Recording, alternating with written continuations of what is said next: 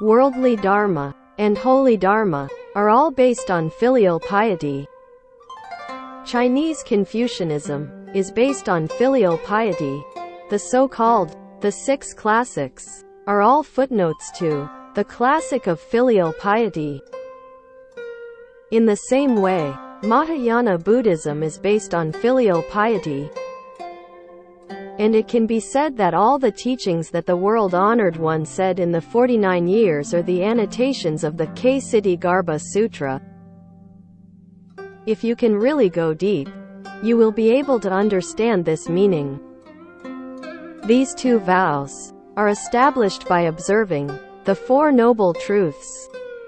Being able to observe the Four Noble Truths is wisdom, and being able to initiate this great vow is compassion.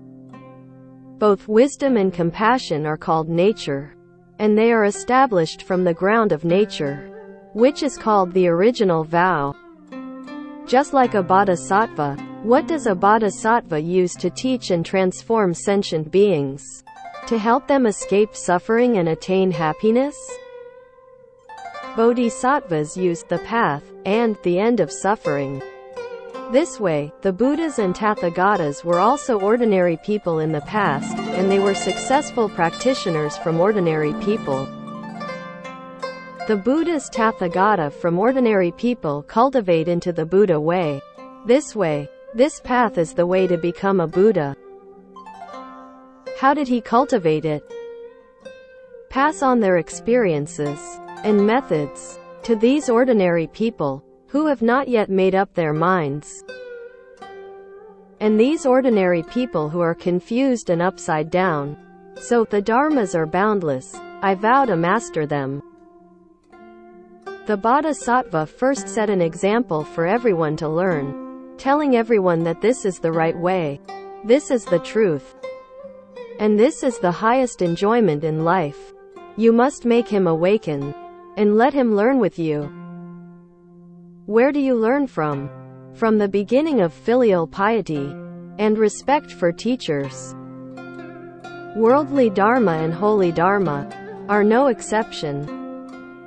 Now in this world, no one advocates filial piety, and it gradually disappears and fades into oblivion.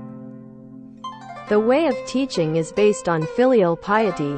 If he doesn't understand filial piety, how can he know how to respect teachers? Impossible things. So now when we see students disrespecting teachers, it is not surprising.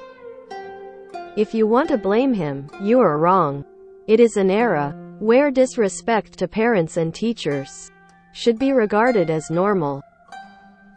It is very unusual to see someone who understands filial piety and respect for teachers. In other words, he is not an ordinary person. Who taught him? No one taught him how to do it on his own. So what is not a reincarnated person? He is not an ordinary person. In other words, if the Buddha and Bodhisattva come to transform again, ordinary people will definitely not be able to do it. Ordinary people, if you teach him, he can't accept it. How could he do it automatically? Today, the Buddhas and Bodhisattvas should be transformed into this world with great compassion. Not only do you disrespect them, but you also slander them, spoil them, and insult them. These are all big winds and waves, and Buddhas and Bodhisattvas should be transformed into them, and remain unmoved. Why? His original wish was established from his true nature. No matter how much you spoil, after Buddhas and Bodhisattvas appear, there will always be a day when you will wake up and repent.